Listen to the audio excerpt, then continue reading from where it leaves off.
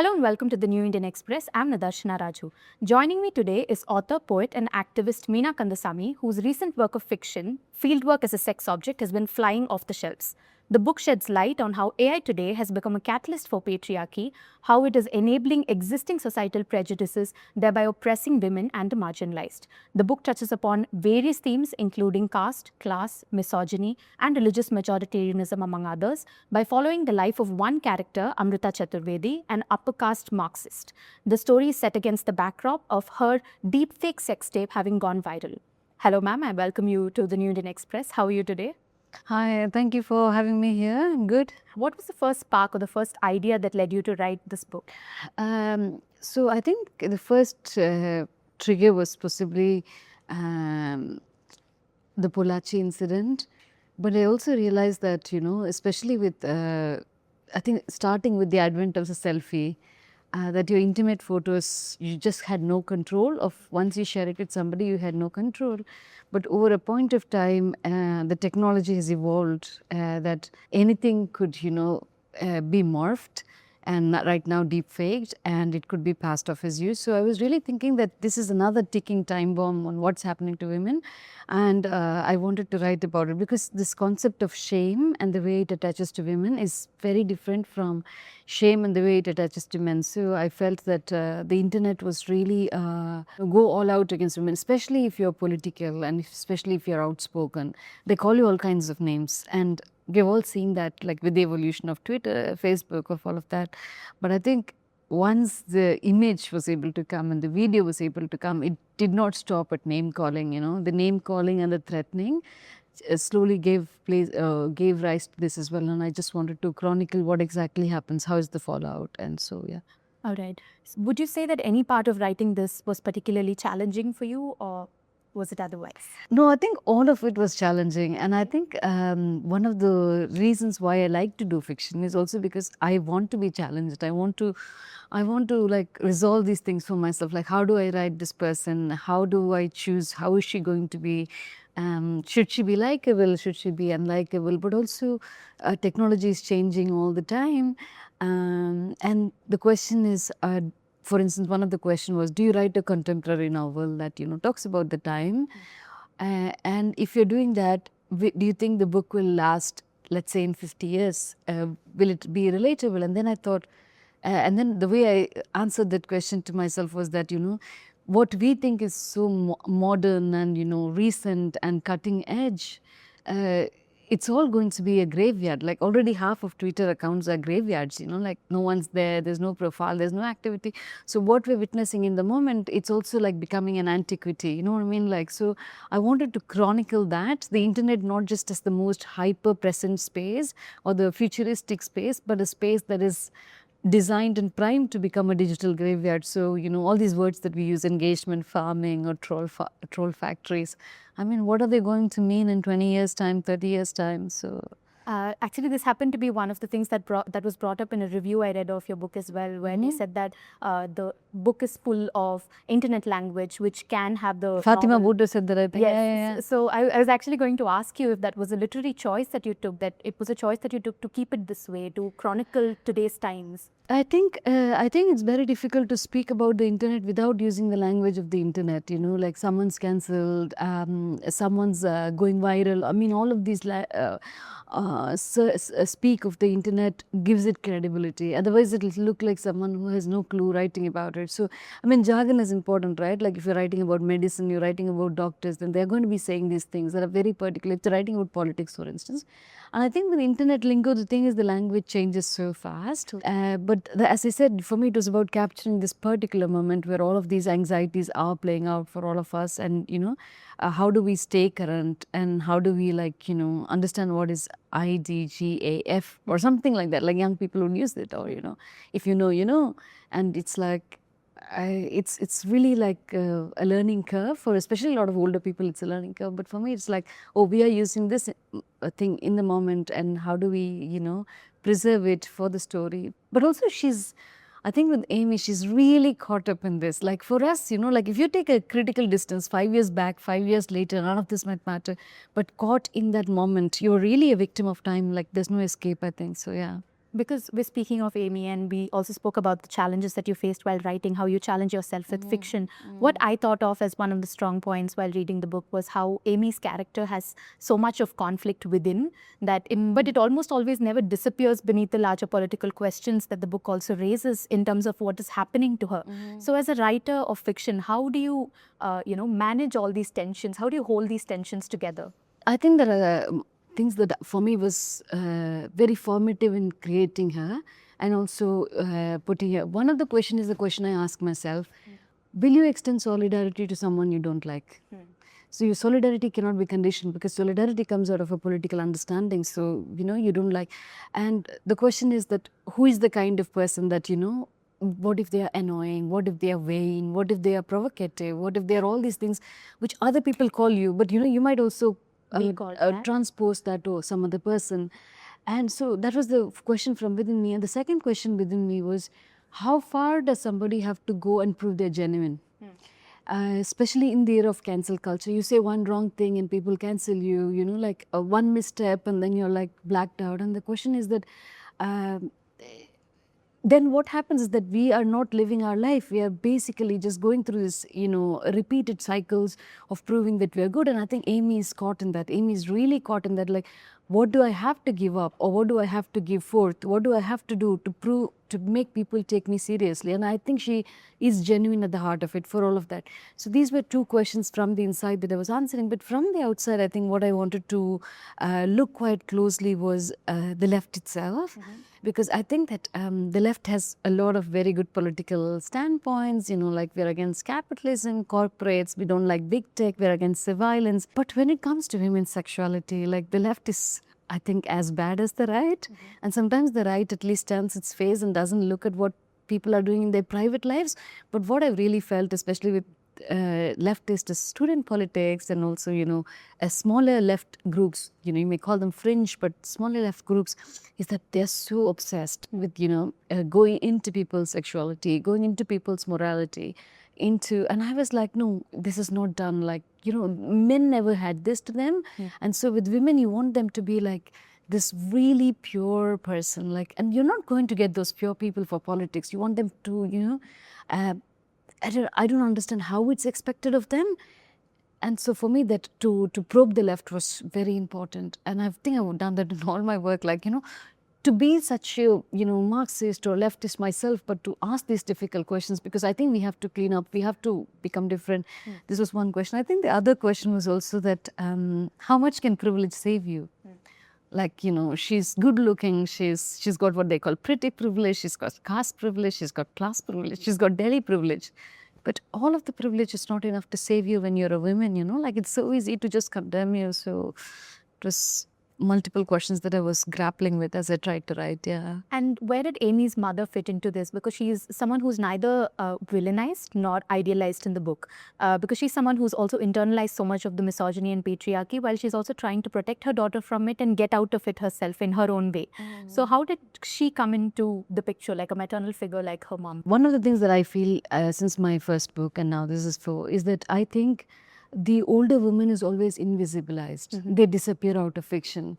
And with Gypsy Goddess, for instance, I think the young, people like because the young person is a sex object, can be sexualized, can be commodified, can be consumed. I think with older women, they resist that. So with Gypsy Goddess, I had this really old, 60 years old or more than that, woman called Mai, who was holding the book and the village together. So it was like, how do you write an older women in fiction and have them have their ground? And here it was like, I couldn't put an older woman at the heart of the sex tape because it was so much about sexuality itself.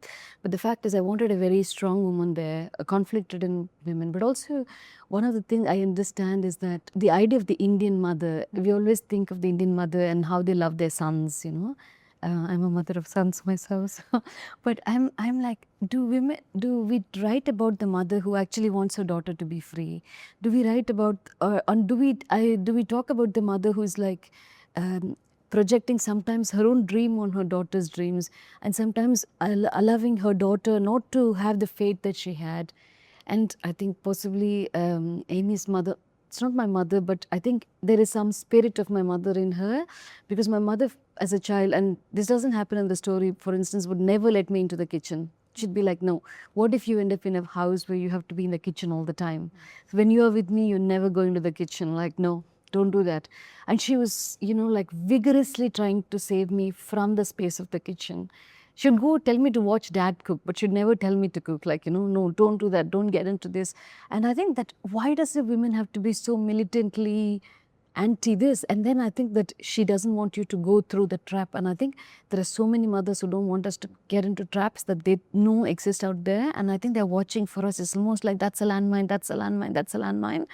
And I also think that the other thing is that there's something called the benefit of experience, and she knows that you cannot shut down the world. And I think older women actually know that, like, if people start gossiping, there's no end to it, and you'll have to really just go on with your life. So yeah. Right.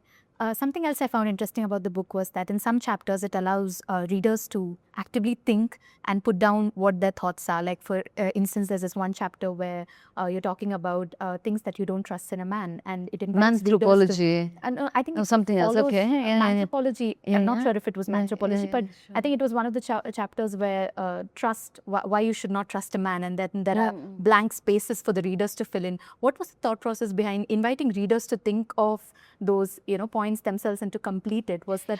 No, this is a good question actually, because when I think of how do I negotiate, men or dating or sex or, all of these things, I think I've learned so much from my friends, like, and especially that's why girl friendships are so important.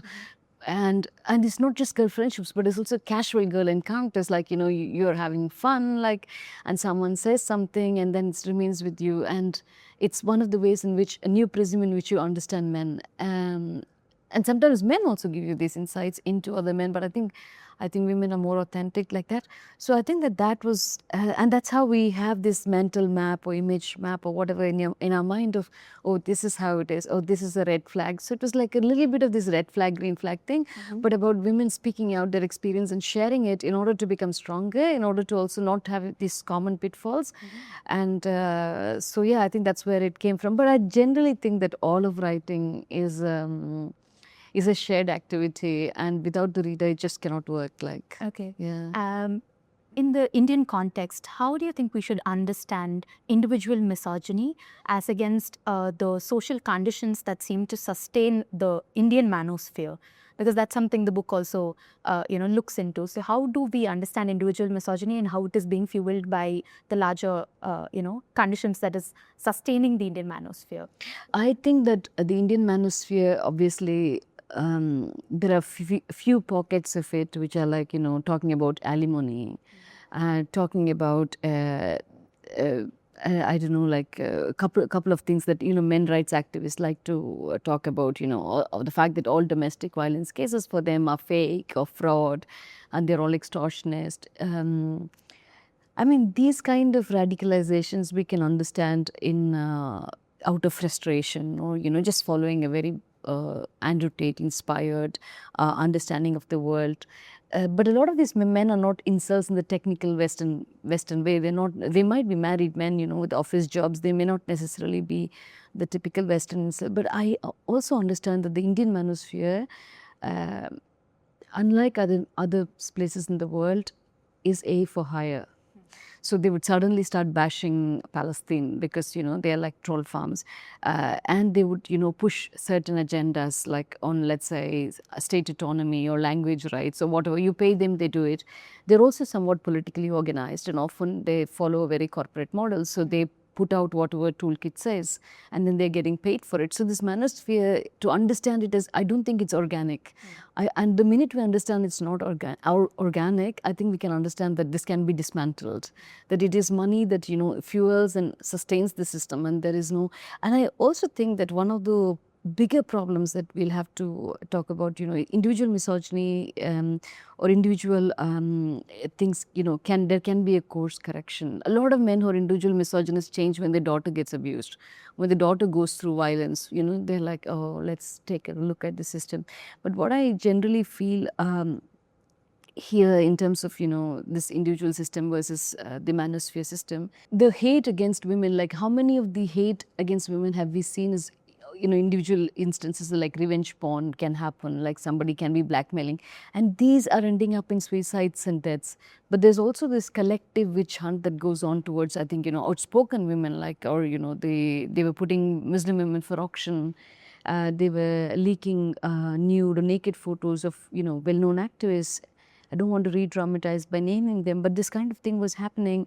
But then that's very collective, and that it also has, I think, the kind of scaling that allows you to, really, really inflict harm. When we talk about the book again, when we go back to Amy and her conversation with the white professor, there's this exchange between them on contemporary fascism. When I was reading it, I was wondering if that came out of some real life exchanges that you might have had with someone, or if it was just your own reflection of contemporary fascism.